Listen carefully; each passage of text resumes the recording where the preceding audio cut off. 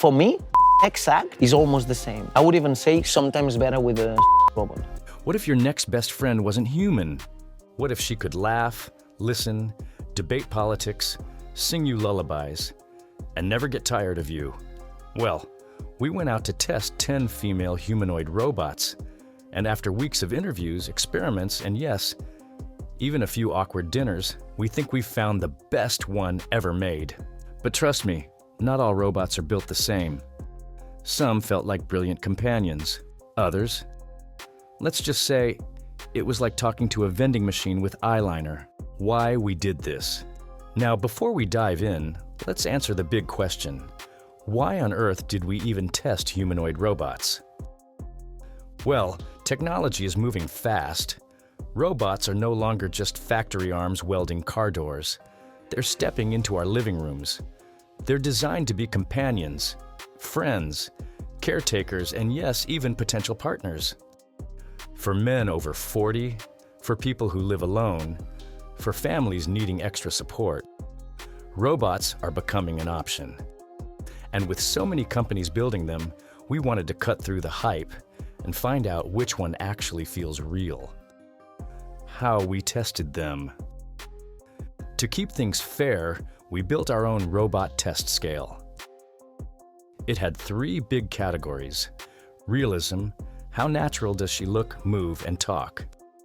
Personality, can she actually hold a conversation, make you feel heard, maybe even joke a little? Customization and care. Can you tweak her to your style? And is she practical in daily life? Like, can she remind you to take meds or help with your schedule? Each robot went through interviews, daily tasks, and even, brace yourself, an actual date simulation.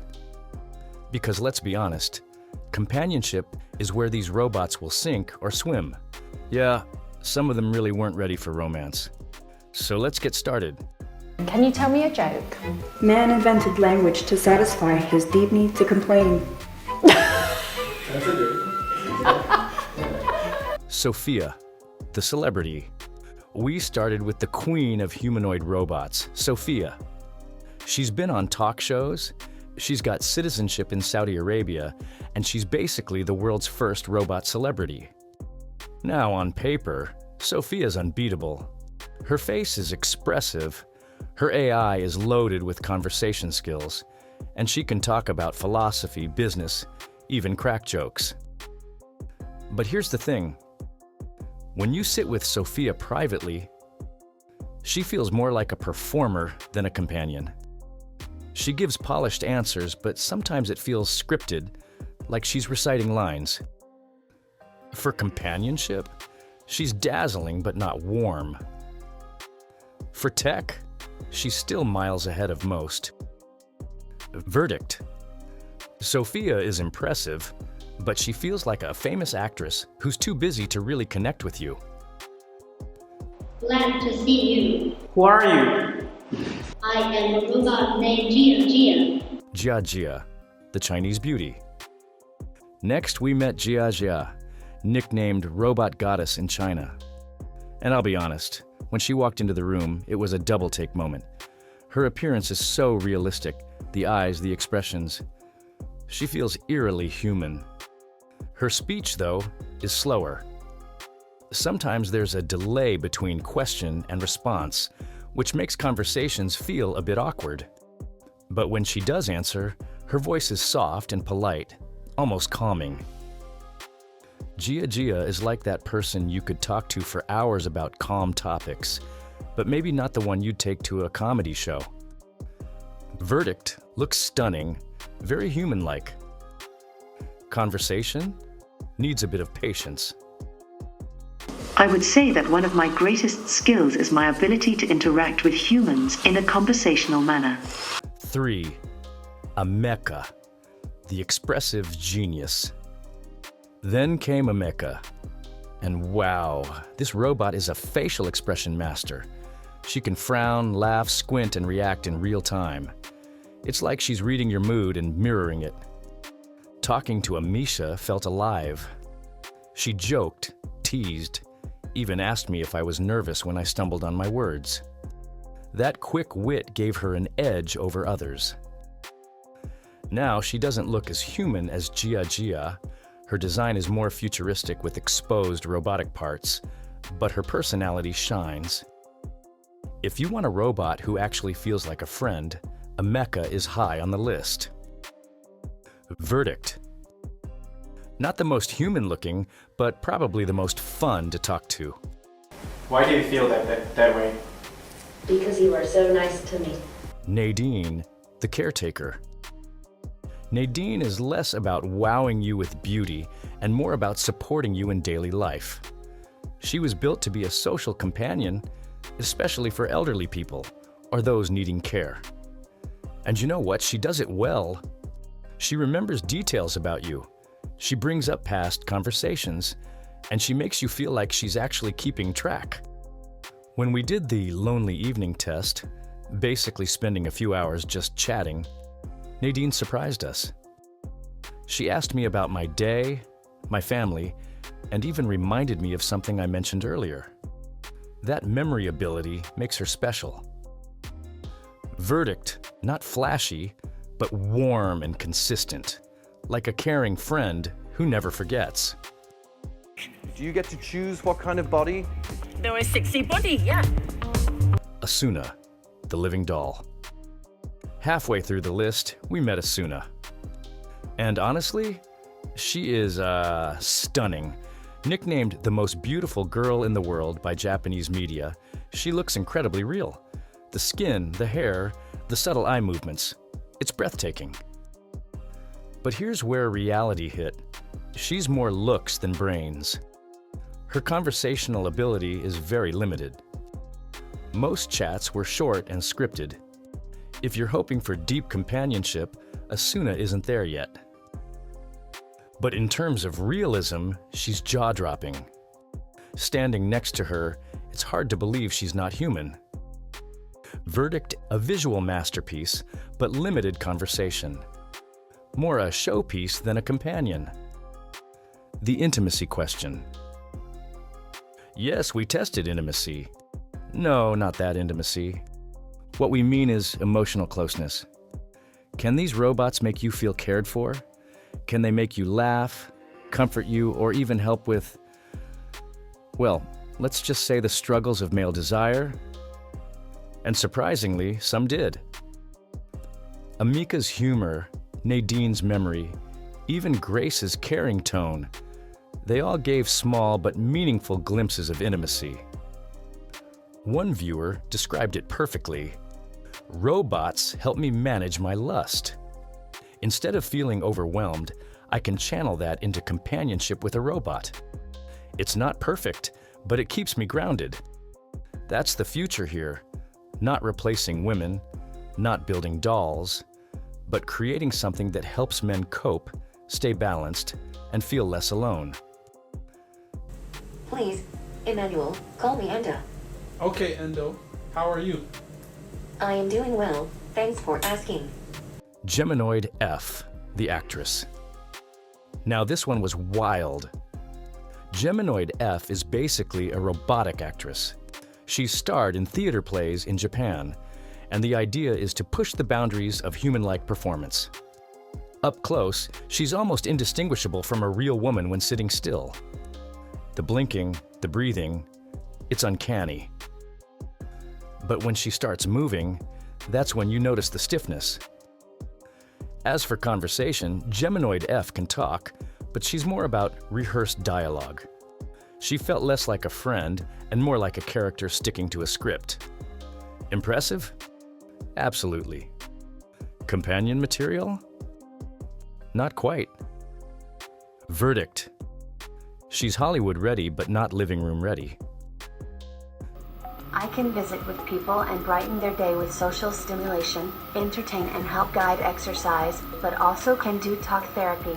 Grace, the nurse robot. Grace was different from all the others because she wasn't designed as a friend or girlfriend. She's meant for healthcare. Created by Hanson Robotics, she's equipped with sensors to measure temperature, pulse, and even analyze speech for signs of stress. When we tested Grace, she asked me to smile, then told me my stress levels were high. Ouch. But she wasn't wrong. Grace isn't flashy in conversation. She's more professional. But here's the thing. If you're looking for a robot that genuinely cares for your well-being, Grace is remarkable.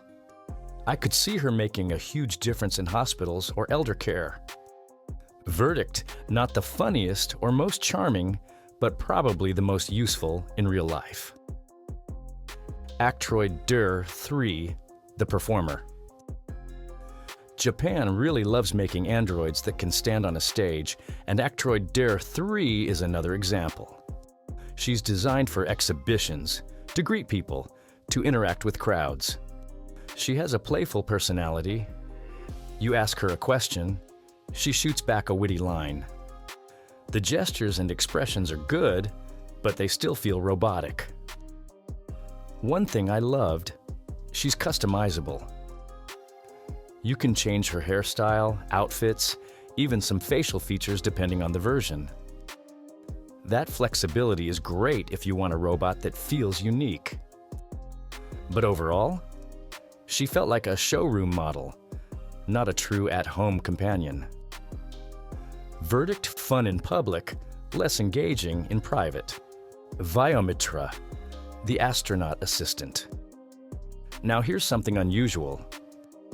Vyommitra isn't designed for companionship at all. She's India's humanoid assistant for space missions. Her job is to operate control panels, monitor conditions, and talk to astronauts. When we tested her conversational side, it was simple and very professional. No jokes, no banter, just clear communication. Looks-wise, she's unique. She was presented wearing a sari, which gave her a distinct cultural identity compared to other robots. But if you're looking for warmth or friendship, Vyommitra isn't built for that. She's built for space. Verdict: brilliant specialist, but not the one to watch a movie with on the couch. Android Anne, the customizable one. And finally, we tested Android Anne. This robot is still under development, but she's all about customization. Want a different hairstyle? Done. Want her to look older, younger, more stylish? Swap her head module. She's like the customizable action figure of humanoid robots. Her speech and interaction aren't as advanced as Ameca or Naen, but the flexibility she offers is interesting. It means owners don't need to buy a new robot if they want variety. They can just upgrade her look. So she's not perfect, but she's a glimpse of where this market is heading. Robots that evolve with you. Verdict: not the smartest, but the most adaptable. Robots versus real women. Now, this is where things got complicated. After testing 5 robots, we couldn't ignore the elephant in the room. How do they compare to real women? Here's the truth. Robots can't replace the depth, unpredictability, and soul of a real human relationship. They don't bring shared history, childhood memories, or the mystery of another person's heart. But they do offer something else: consistency. Robots don't argue over the little things. They don't get moody or ghost you. They're patient, loyal, and endlessly available. For some men, especially those who feel isolated, that reliability is powerful. One man told us, "A robot doesn't replace love, but it takes away the loneliness." It's not about robots versus women. It's about robots filling the gaps where loneliness grows. So, after all the tests, laughs, and yes, some awkward silences, we finally found the one that stood out. Ameca may not look the most human, but she felt the most alive. And that's the point. The future of robots isn't about fooling the eye. It's about touching the heart, even in small, simple ways. Humanoid robots aren't here to replace people. They're here to support us, Whether it's easing loneliness, helping us manage desire, or just giving us someone who never gets tired of listening. The journey doesn't stop here. Technology is evolving fast, and who knows? The next version of these robots might be even closer to crossing that line between machine and companion. But for now, Ameca takes the crown. And if this is where we are today, imagine where we'll be tomorrow. Thanks for joining us on this incredible test.